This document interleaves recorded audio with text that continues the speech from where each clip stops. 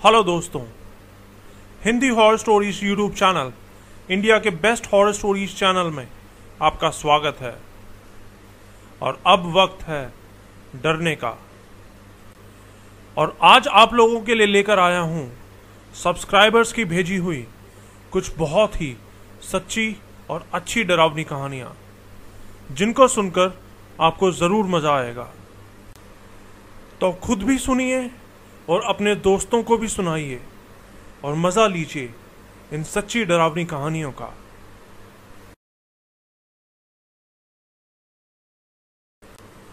मैं गुजरात के जामनगर का रहने वाला हूं। एक बार मेरे साथ एक बहुत ही अजीब सी घटना हुई थी। मैं जामनगर से बिहार जा रहा था, पोरबंदर टू मुजफ्फरपुर वाली ट्रेन से। गुजरात से बिहार जाने में 3 दिन लगते हैं। पहला दिन तो अच्छे से निकल गया। फिर दूसरे दिन दोपहर में ट्रेन में सब लोग सो रहे थे। मैं दरवाजे के पास जाकर खड़ा हो गया। तभी वहां 2 औरतें आई और मुझे देखकर हंसने लगी। वो मेरी तरफ घूरते हुए आपस में कुछ बातें कर रही थी। उस एक औरत ने दूसरी को बोला कि चलो हमारा काम तो हो गया। फिर रात में करीब 9 बजे मैं फिर से वहीं ट्रेन के दरवाजे पर जाकर खड़ा हो गया। ट्रेन बहुत तेज चल रही थी। मैं वहां खड़ा ही था कि किसी ने अचानक मेरा हाथ खींच लिया। मैं हवा में उड़ता हुआ जोर से किसी सुनसान खेत में जाकर गिरा और उसी वक्त मेरी आंख खुल गई। मैं सपना देख रहा था। मैंने देखा कि मैं तो अपने घर गुजरात में ही हूं। मैंने मम्मी से ट्रेन के बारे में पूछा तो मम्मी बोली कि क्या सुबह से ट्रेन लगा रखा है, ट्रेन आज शाम 6 बजे की है। मुझे यकीन था कि मैंने जरूर कोई सपना देखा है। शाम को ट्रेन में पहुंचा और अपनी सीट पर बैठा तो देखा कि ट्रेन में बैठे लोग तो वही थे जो मैंने दिन में सपने में देखे थे। मुझे डर लगने लगा। मैंने सोच लिया कि मैं ट्रेन के दरवाजे पर नहीं जाऊंगा। रात में मैं खाना खा के सो गया। 1 बजे हम अहमदाबाद स्टेशन पहुंच गए। अहमदाबाद स्टेशन पर ट्रेन आधे घंटे के लिए रुकती है। मैंने सोचा कि नींद तो आ नहीं रही, स्टेशन पर जाकर गुटखा खा के आता हूं। स्टेशन पर तो बहुत सारे लोग होंगे, वहां क्या डरना। मैं नीचे उतरकर एक बेंच पर जाकर बैठ गया। लेकिन वहां बैठे बैठे मुझे पता नहीं कब नींद आ गई। आंख खुली तो मैंने देखा कि मैं अहमदाबाद स्टेशन नहीं बल्कि किसी गांव के एक छोटे से स्टेशन पर बैठा हूं। मैंने आसपास देखा तो वहां बहुत अंधेरा था। मैं बहुत ज्यादा डर गया और तभी मुझे 2 औरतें दिखाई दी। वो दोनों मेरी तरफ ही आ रही थी। उनको देख के मैं बहुत ज्यादा डर गया, लेकिन मुझे पता था कि ये भी एक सपना ही है। इसीलिए मैं सामने से आती हुई ट्रेन के सामने कूद गया। ट्रेन मेरे ऊपर से गुजर गई। मैं वहीं लेटा हुआ था। वो दोनों औरतें आईं और बोली, चलो हमारा काम तो हो गया। ये सुनते ही फिर से मेरी आंख खुल गई। मैं अपने घर में ही था। मुझे तो समझ ही नहीं आ रहा था कि ये हो क्या रहा है। मैंने अपने दोस्त को यह बात बताई तो उसने मेरी बात पर यकीन कर लिया और कहा कि तू अपनी टिकट्स कैंसिल करवा ले, मैं तेरे साथ चलूंगा, बस मेरे आने की टिकट्स के पैसे तू दे दियो। मैं मान गया और उसी ट्रेन की टिकट्स बुक करवा ली। अहमदाबाद स्टेशन उतर के मैंने उसको वही बेंच दिखाई जिस पर मैं बैठा था और बेंच पर वही चाचा बैठे थे जो मैंने देखे थे। ये देख के हम दोनों डर गए और जल्दी से ट्रेन में जाकर बैठ गए। उसके बाद कुछ नहीं हुआ। लेकिन फिर रात में 9 बजे मैं वॉशरूम गया और मैं जैसे ही वापस आ रहा था तभी मुझे दरवाजे से किसी ने खींच लिया और पहले की तरह खेत में पटक दिया। मेरी आंख फिर से खुली।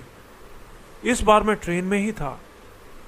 मैंने साथ बैठे आदमी से पूछा कि हम कहाँ हैं, तो उसने बताया कि हम 5 घंटे में मोतीहारी पहुंच जाएंगे।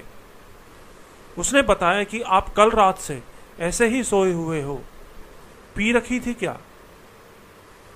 वहां पहुंचने के बाद मैं एक हनुमान मंदिर में गया और उसके पंडित को सब कुछ बताया। उन्होंने मुझे एक माला दी और उसके बाद सब कुछ ठीक हो गया। ये बात एक हफ्ते पहले की ही है। मैं जो कहानी बताने जा रहा हूं, ये एक बिल्कुल सच्ची घटना है जो कि मेरे एक दोस्त आकाश विश्वकर्मा के साथ हुआ था। ये बात तब की है जब मैं कॉलेज में पढ़ाई कर रहा था। तब मैं अपने गांव में ही रहा करता था और मेरा कॉलेज मेरे घर से 5 किलोमीटर दूर शहर में हुआ करता था। उसी दौरान मेरी मुलाकात मेरे दोस्त आकाश से हुई। वो पढ़ने में बहुत तेज था, लेकिन भूत प्रेत जैसी चीजों को कम ही मानता था। थोड़ा बहुत तो मानता था, लेकिन कभी भी भूत वगैरह की बात चलती तो हमेशा सामने वाले को झूठा ठहरा देता था। एक दिन हम दोनों अपने ट्यूशन में पढ़ रहे थे और अचानक लाइट चली गई। लाइट जाते ही पूरे कमरे में अंधेरा छा गया।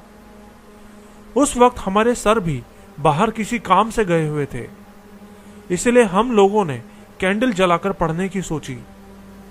लेकिन इससे पहले कि हम कुछ करते, अचानक से बारिश भी होने लगी। अब लाइट आने की कोई उम्मीद नहीं थी। हम सब अंधेरे कमरे में मोमबत्ती की रोशनी में ही बैठे हुए थे। अब पढ़ने का भी मूड नहीं था, इसीलिए मस्ती में हम सब आपस में भूतों की कहानियां सुनाने लगे। मैंने भी अपने घर के पास वाले कब्रिस्तान की एक कहानी सुनाई, लेकिन फिर आकाश बोला कि भूत वूत कुछ नहीं होता, ये सब झूठ है। मैंने उसको बोला कि नहीं, भूत होते हैं, और इसी बात पर हमारी बहस शुरू हो गई। मैंने उसको गुस्से में बोला कि अगर तुझमें इतनी ही हिम्मत है तो मेरे घर की तरफ वाले शमशान में जाकर दिखा अभी। मुझे लगा था कि वो ना डरने का सिर्फ नाटक कर रहा है, लेकिन वो सीरियस था। वो भी गुस्से में बोला कि तू झूठी कहानी सुनाकर सबको डरा रहा है, चल मैं अभी तेरी कहानी झूठी साबित कर देता हूं। फिर क्या था, हम जितने भी लड़के थे सब निकल गए, लेकिन शमशान में जाने से पहले हमने अपने ट्यूशन की सब लड़कियों को उनके घर छोड़ दिया था। आकाश शमशान के अंदर चला गया अकेले।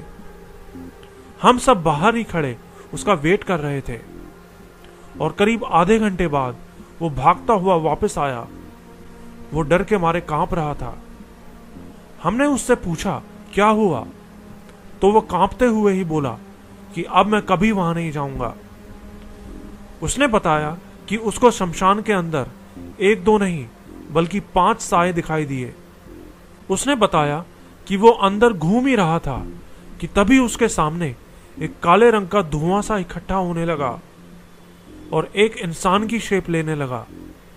हवा में अजीब सी मनुष्यत आ गई थी। धीरे धीरे एक और साया आया और देखते ही देखते वहां 5 परछाइयां आ चुकी थी और 5वीं परछाई दिखते ही वो वहां से भाग आया।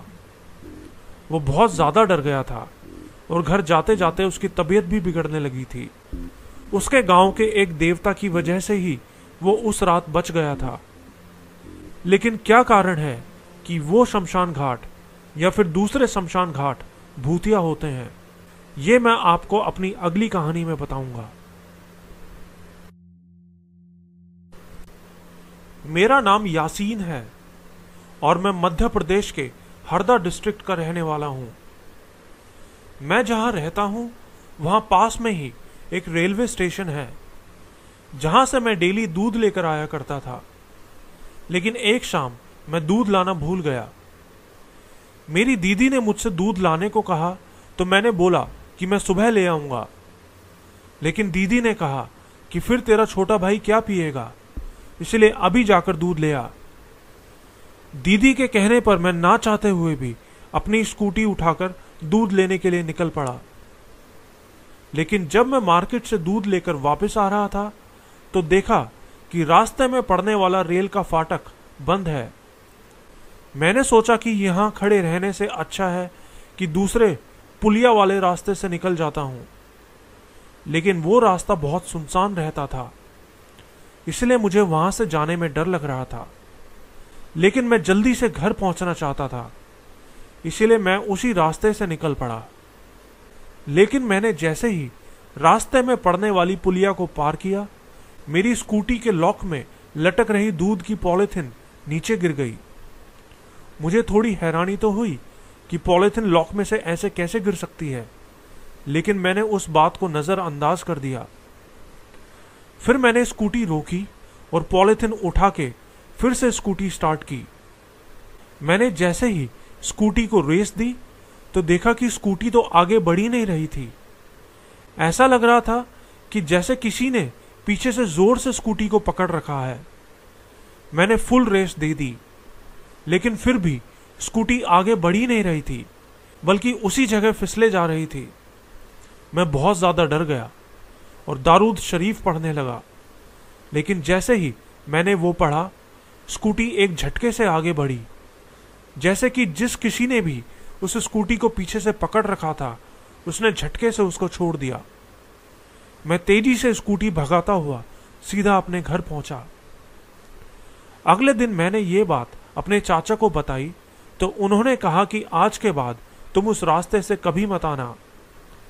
मैंने पूछा कि ऐसा क्यों हुआ था, तो उन्होंने बताया कि कुछ साल पहले उस रास्ते पर एक एक्सीडेंट हुआ था जिसमें 3 लोगों की मौत हो गई थी, और उसके बाद से ही वहां पर अजीब अजीब से हादसे होते रहते हैं। उस दिन के बाद से मैं उस रास्ते से कभी नहीं आया।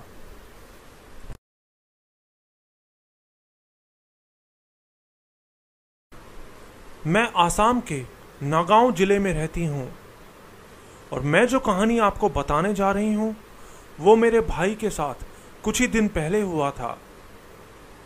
मेरी मौसी एक हॉस्पिटल में नर्स का काम करती हैं, इसलिए उनकी अक्सर नाइट शिफ्ट लगती रहती है। मौसा जी भी काम के लिए बाहर ही रहते हैं। साथ ही मैं आपको बता दूं कि जिस जगह मेरी मौसी का घर है, वहां पास ही में एक कब्रिस्तान और एक शमशान घाट भी है। इसीलिए जब भी मौसी की नाइट शिफ्ट होती है तो मेरा भाई उनके घर जाकर उनके बच्चों को हमारे यहाँ ले आता है। लेकिन कई बार जब भाई उनके यहाँ जाने में लेट हो जाता है तो मौसी बच्चों को अपने साथ हॉस्पिटल में ही ले जाती हैं। हमेशा की तरह उस दिन भी भाई मौसी के दोनों बच्चों को लाने के लिए उनके घर गया। वैसे तो उनका घर हमारे घर से ज्यादा दूर नहीं है, लेकिन उस रात भाई थोड़ा लेट हो गया उनके घर जाने में। वो दोनों बच्चे बहुत छोटे हैं। एक बच्चा 10 साल का है और दूसरा 3 साल का। इसीलिए उसके पहुंचने से पहले ही मौसी बच्चों को लेकर जा चुकी थी, लेकिन भाई को यह पता नहीं था। और जब वो उनके घर के पास पहुंचा तो अंदर से किसी बच्चे के रोने की आवाज आ रही थी। भाई ने सोचा कि शायद मौसी का छोटा वाला बच्चा रो रहा है। भाई ने बाहर से ही आवाज लगाई तो अंदर से कोई बच्चा उनको बुला रहा था, लेकिन दरवाजे पर तो ताला लगा हुआ था, तो अंदर कौन रो रहा था। उन्होंने फिर से आवाज दी तो फिर से अंदर से बच्चे की आवाज आई। रोते हुए कोई बच्चा कह रहा था कि मुझे भूख लगी है, अंदर आ जाओ। भाई को बहुत हैरानी हुई कि अंदर कौन रो रहा है, इसलिए उसने खिड़की से अंदर झांक कर देखने की कोशिश की। लेकिन जब उसने अंदर देखा तो उनके होश उड़ गए।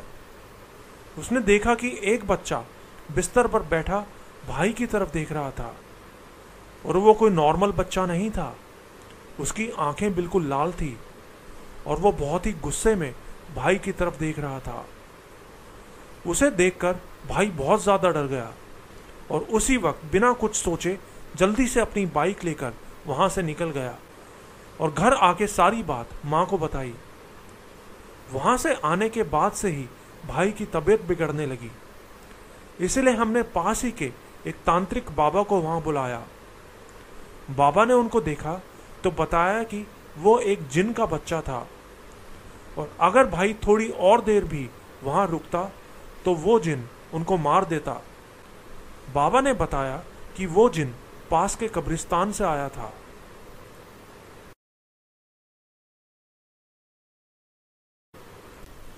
मेरा नाम सुशील दहायत है और मैं मध्य प्रदेश के पन्ना जिले के देवगुन का रहने वाला हूँ। ये जो कहानी मैं आपको बताने जा रहा हूँ, ये 2015 में गर्मियों में हुआ था।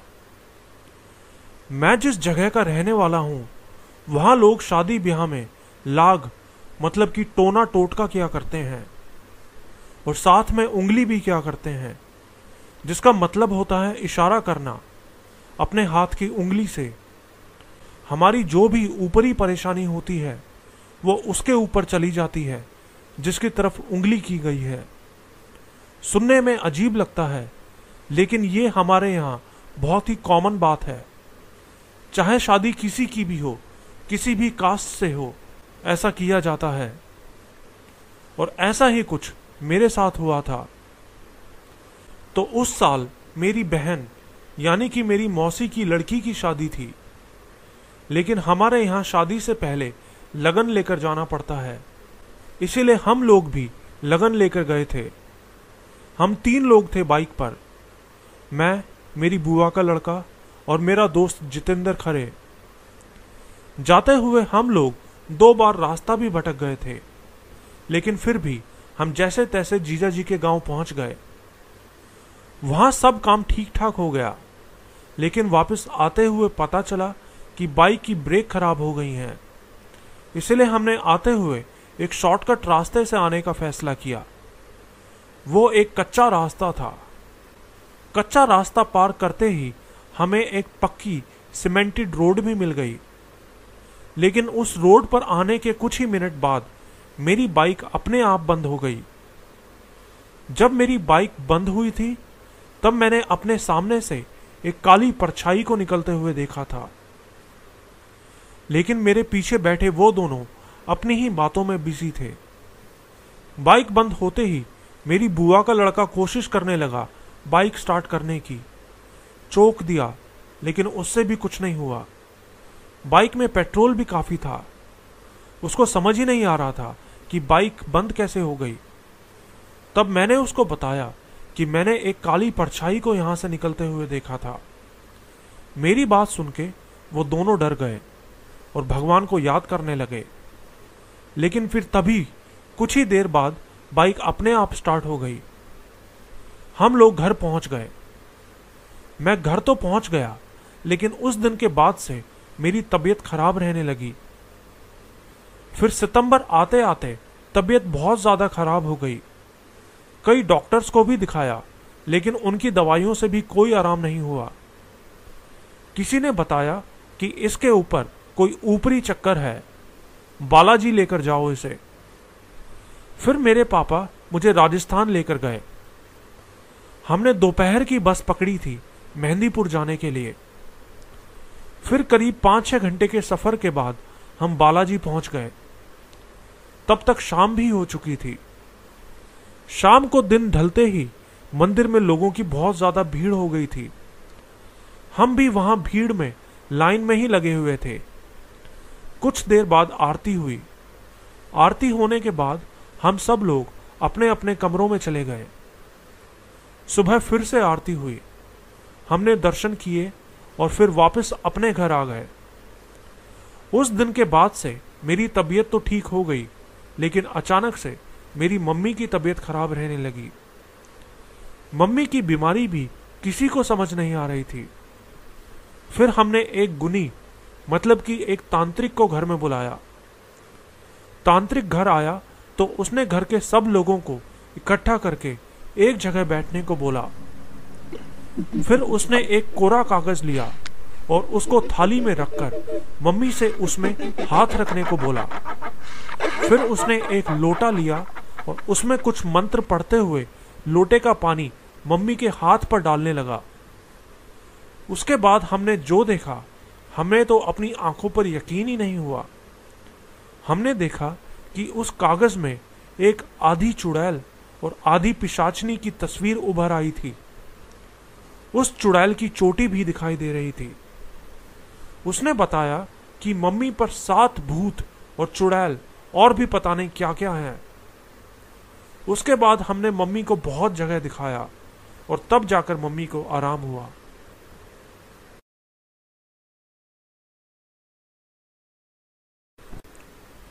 मेरे मामा के बेस्ट फ्रेंड पुलिस इंस्पेक्टर हैं और एक बार उनकी सर्विस उड़ीसा के कटक में चल रही थी। रात में उनको पेट्रोलिंग यानी कि गश्त पर जाना होता था। एक रात हर रोज की तरह वो महानदी पर बने कठाजोड़ी ब्रिज के ऊपर पेट्रोलिंग कर रहे थे। उस वक्त मामा गाड़ी साइड में खड़ी करके उस ब्रिज पर ही घूम रहे थे कि अचानक उन्हें किसी बच्चे के रोने की आवाज सुनाई दी। जिस तरफ से बच्चे के रोने की आवाज आ रही थी, मामा उस तरफ गए तो उन्होंने देखा कि वहां एक बच्चा अकेला रो रहा है। वो बच्चा बहुत छोटा था, जैसे कि अभी अभी पैदा हुआ हो। मामा जी उस बच्चे को उठा के अपने साथ पुलिस स्टेशन ले आए। बच्चे के माँ बाप के बारे में भी पता लगाने की कोशिश की, लेकिन कोई नहीं मिला। कुछ नहीं पता था कि वो बच्चा है किसका। वो बच्चे को अपने घर ले आए। उस वक्त उनका भी कोई बच्चा नहीं था, इसलिए उनकी वाइफ भी उस बच्चे को अपने घर में रखने के लिए तैयार हो गई। फिर कुछ साल बाद उनका ट्रांसफर राउरकेला हो गया। तब तक वो बच्चा भी 6-7 साल का हो चुका था। एक दिन अचानक वो लड़का बैठे बैठे रोने लगा और एक अलग ही आवाज में बात करने लगा।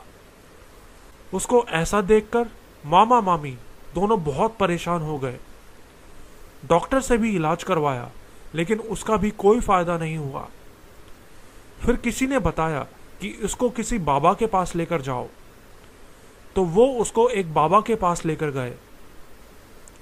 बाबा ने उसको देखते ही बोला कि इसके ऊपर तो किसी भूत का असर है। बाबा ने भूत से उसके बारे में पूछा तो उसने बताया कि मैं इस बच्चे की मां हूं। मेरा घर कटक में है। कॉलेज में मुझे एक लड़के से प्यार हुआ था, लेकिन उस लड़के ने मुझसे शादी करने का बहाना बना के मुझे धोखा दिया। मेरे घर पर भी इस बात का किसी को नहीं पता था, इसलिए मैंने इस बच्चे को पैदा करके खुदकुशी कर ली। लेकिन मरने के बाद भी जब भी मुझे अपने बच्चे को देखने की इच्छा होती है तो मैं आ जाती हूं। बाबा ने उसको कहा कि तू इस बच्चे के शरीर को छोड़ दे, नहीं तो ये बच्चा खराब हो जाएगा। बाबा ने उस बच्चे को एक तावीज भी दिया। उस दिन के बाद से वो बच्चा बिल्कुल ठीक है, लेकिन इसके बाद भी घर के लोगों ने कई बार घर के आसपास एक परछाई को घूमते हुए देखा है, लेकिन आज तक उसने किसी का कुछ नुकसान नहीं किया। आज वो बच्चा बड़ा हो चुका है, उसकी शादी भी हो गई है और वो एक अच्छी जिंदगी गुजार रहा है। मेरा नाम आरती सिंह है। मेरे पापा आर्मी में हैं, इसीलिए उनकी पोस्टिंग जगह जगह होती रहती है। एक बार पापा की पोस्टिंग आसाम गुवाहाटी में हुई थी। आर्मी में फैमिली वालों को रहने के लिए आर्मी की तरफ से ही क्वार्टर भी मिल जाते हैं, इसीलिए पापा को भी एक क्वार्टर मिल गया था। हमें जो घर मिला वो घर बहुत अच्छा था, मुझे बहुत पसंद था। तब मैं क्लास 8 में थी और देखते ही देखते वहां 1 साल बीत गया। सब कुछ ठीक चल रहा था। उन दिनों मेरी समर वेकेशंस पड़ी हुई थी और मेरी एक कजन भी कई हफ्तों के लिए रुकने के लिए हमारे यहाँ आई हुई थी। हम दोनों ने 4-5 दिन खूब मस्ती की। फिर एक रात मुझे नींद नहीं आ रही थी, इसीलिए मैं अपने फोन में ही फेसबुक चला रही थी। मैं अपने बेड पर लेटी हुई थी कि अचानक मुझे पायल बजने की आवाज सुनाई दी, और वो किसी नॉर्मल पायल की आवाज नहीं लग रही थी। बिल्कुल ऐसा लग रहा था कि बड़े वाले घुंघरू बज रहे हैं, जैसे कि कोई घुंघरू पहन के चल रहा है। पहले तो मैंने ज्यादा ध्यान नहीं दिया क्योंकि आवाज घर के बाहर से आ रही थी, लेकिन फिर वो आवाज धीरे धीरे हमारे घर की गैलरी से आने लगी। उस वक्त मैं बहुत ज्यादा डर गई, क्योंकि टीवी में मूवीज में ये सब देखना अलग बात है, लेकिन जब रियल में होता है तो हालत खराब हो जाती है। लेकिन फिर वो आवाज जैसे अचानक से आना शुरू हुई थी, वैसे ही गायब भी हो गई। अगले कुछ दिनों तक यही सिलसिला चलता रहा, लेकिन वो आवाज गैलरी से आगे नहीं आती थी। लेकिन फिर एक रात वो आवाज गैलरी से होते हुए मेरे बेडरूम तक आ गई। मैं डर के मारे कांप रही थी। मैंने अपने ब्लैंकेट में अपना मुंह छुपा लिया, लेकिन मुंह छुपाने के बाद भी मैं उस चीज को अपने आसपास चलते हुए फील कर पा रही थी। ऐसा रोज होने लगा।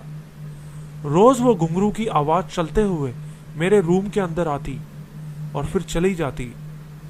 मुझे बहुत डर लगता, लेकिन डर के साथ साथ गुस्सा भी आता कि क्यों ये आवाज मुझे सोने नहीं देती।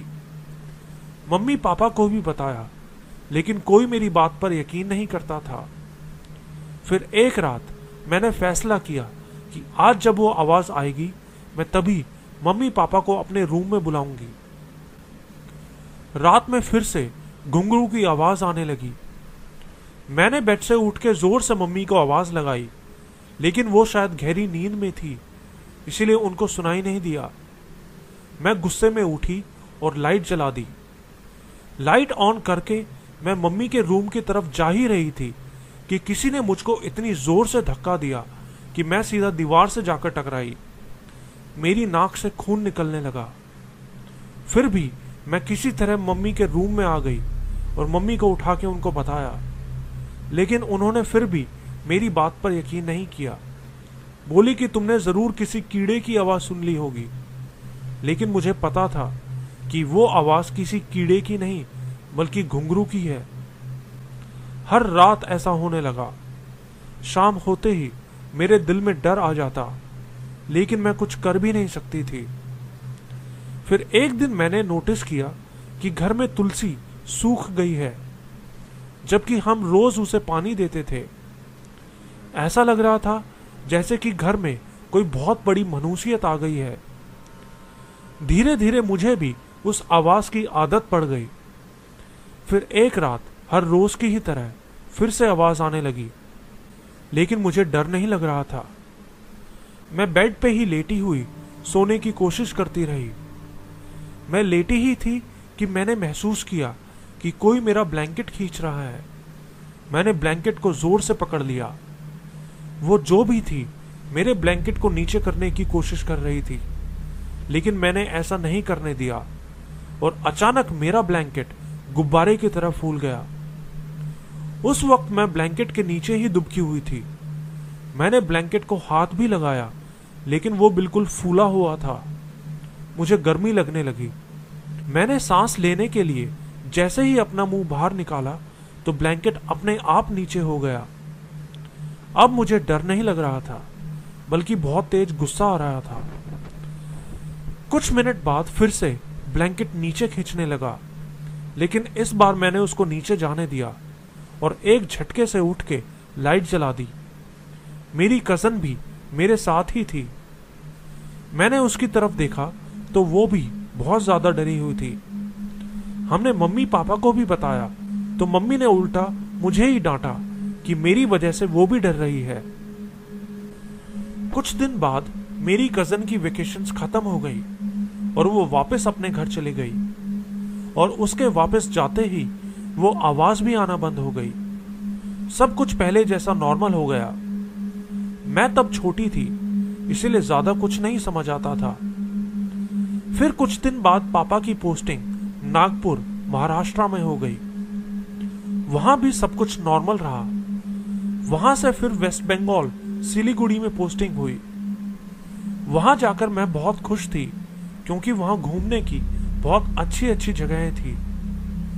वहां आने के 1 साल बाद दिवाली के टाइम मेरी कजन फिर से आई। तब तक मैं भी वो सब भूल चुकी थी, लेकिन उसके आने के कुछ ही दिन बाद मैंने नोटिस किया कि हमारे घर में लगी तुलसी और मनी प्लांट अचानक से सूख गए हैं, जबकि मेरे मम्मी पापा सुबह पूजा करते हुए रोज उनमें पानी डालते थे और ऐसा पहले कभी नहीं हुआ था। फिर मैंने और मेरी बहन ने मिलके तुलसी के पौधे की मिट्टी चेंज कर दी, लेकिन अगले दिन तो हद ही हो गई। तुलसी वाला गमला टूट गया था। पहले तुलसी का सूख जाना, फिर उसके गमले का टूटना, यह जरूर किसी अनहोनी के होने की तरफ इशारा था। फिर एक दिन किसी काम से मम्मी और पापा को 10 दिन के लिए पटना जाना पड़ा। अब घर में हम 4 लोग ही थे, मैं, मेरी बहन, भाई और मेरी कजन। हम चारों ही थे। हम लोग बहुत खुश थे कि अब रात भर टीवी देख सकेंगे। सर्दियों के दिन थे, इसलिए अंधेरा भी जल्दी ही हो गया था। हम भी 10 बजे तक फ्री होकर लेट गए थे। मेरी बहन और कजन दोनों एक रूम में सो रहे थे और मेरा भाई अपने रूम में था। गेस्ट रूम, जो कि बिल्कुल किचन के सामने था, वो खाली पड़ा था।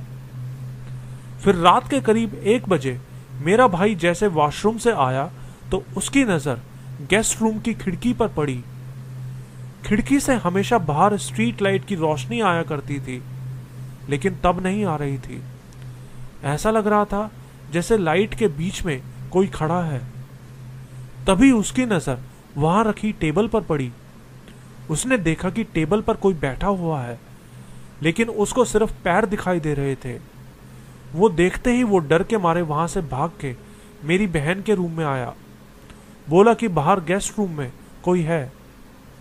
वो हंसकर बाहर आई देखने के लिए कि कौन है, लेकिन वहां कोई भी नहीं था। दीदी ने उसको डांटा कि इतनी देर तक क्यों जग रहा है।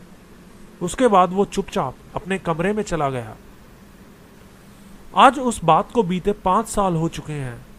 मुझे नहीं पता वो आवाज मेरे पीछे आती थी या मेरी कजन के पीछे, लेकिन अब भी कभी कभार बीच बीच में वो आवाज मेरे कमरे में आती है, लेकिन अब मुझे उससे डर नहीं लगता। मैं जो आपको बताने वाला हूं उस पर शायद आप लोग यकीन ना करें, लेकिन ये सब कुछ सच है। अपनी कहानी बताने से पहले मैं आप लोगों को अपनी फैमिली के बारे में कुछ बताना चाहता हूं। हमारी फैमिली में मेरे मम्मी पापा, मेरी वाइफ और मेरी बहन है। बहन की शादी हो चुकी है, इसलिए वो दूर ही रहती है। मेरी जॉब भी दूसरे शहर में है, इसलिए मैं भी अपनी वाइफ के साथ मम्मी पापा से दूर दूसरे शहर में रहता हूँ। और अभी कुछ महीने पहले हमारा परिवार एक बहुत बुरी ट्रेजेडी से गुजरा था।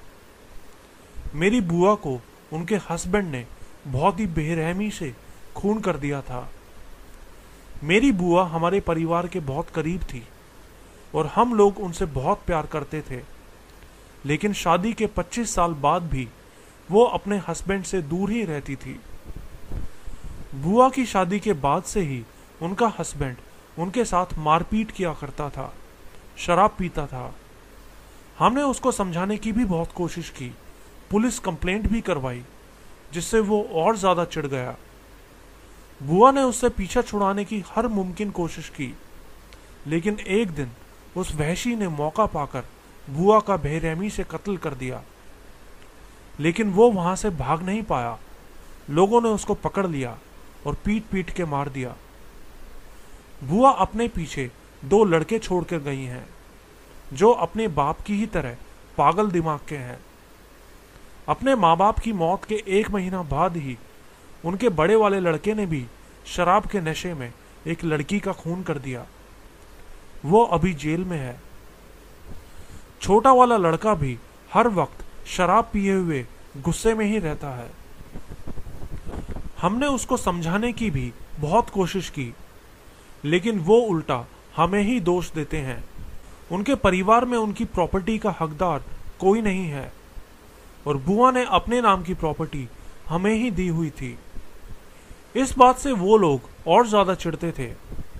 उनको लगता है कि हमने ही उनके परिवार में लड़ाई करवाई थी, जबकि ऐसा बिल्कुल भी नहीं है। हमने तो हमेशा उनका भला ही चाहा है।